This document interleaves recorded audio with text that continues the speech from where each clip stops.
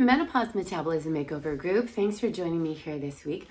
I have been talking about breakfast, and breakfast is a really important meal. We always say like, oh, breakfast is the most important meal of the day, and people can kind of argue like, no, well, I don't eat breakfast, never have, never going to. And there's a few things that do happen when you are somebody who doesn't eat breakfast. Over time your body adapts to not eating breakfast, and it will actually down regulate the production of digestion enzymes in the morning because it's useless. You don't need them, and your body is really great at becoming efficient in certain things. So that if you were to go and eat a breakfast, you probably won't feel good. You might even feel nauseous because your body is not on target to start making those enzymes, and you're probably just not interested. You probably won't eat a lot. You're like, ugh, breakfast is not my thing. I'm not gonna do it.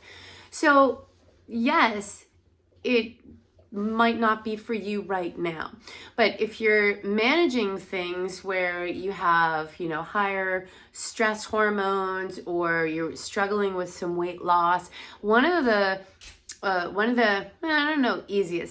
top 5 recommendations that I give to people is to eat breakfast within the hour of waking up, because you've woken up and now you've asked your body to go ahead and perform some type of activity, theoretically, but you haven't given it any fuel. So it kind of conserves. So your metabolism, when you wake up through the day and you don't give it fuel, it kind of gets very sluggish. Now here's a lot of times what people do, they're like, I was really good, and they eat very low calories, or not that much food. They're like, I'm really good all day, but then I get to nighttime and I just like eat whatever.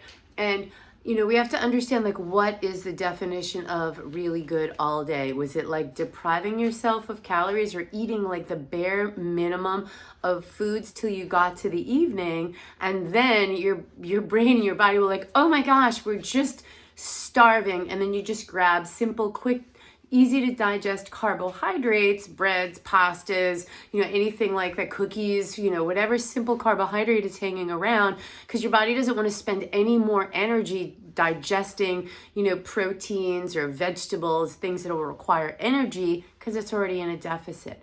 So if that sounds like something that you're like, oh yeah, okay, try to introduce breakfast into your world, and it might need to go a little bit slow at first. So sometimes I tell people, like, why don't you just have like a quarter or a half of a banana? It's fairly easy to digest, and it's going to kind of wake up your metabolism in your body to start making some digestive enzymes, and then we can go from there.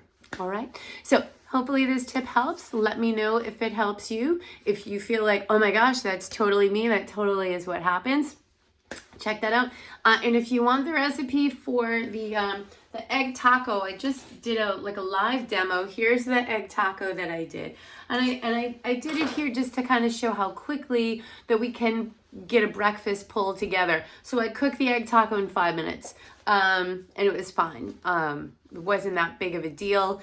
And the first time you set out to cook an egg taco, it might take you a little bit longer because the first time you're doing it. But in general, once you do it a few times, it's a 5-minute gig, and it's protein, and it's yummy, and it's easy enough. And if you're running out the door, I throw mine in tin foil, and out it comes till I get to my office if I'm out at clinics for the day. All right, let me know if any of this helps, and I'm always interested to hear what people are having for breakfast. Have a great one, my MMM group.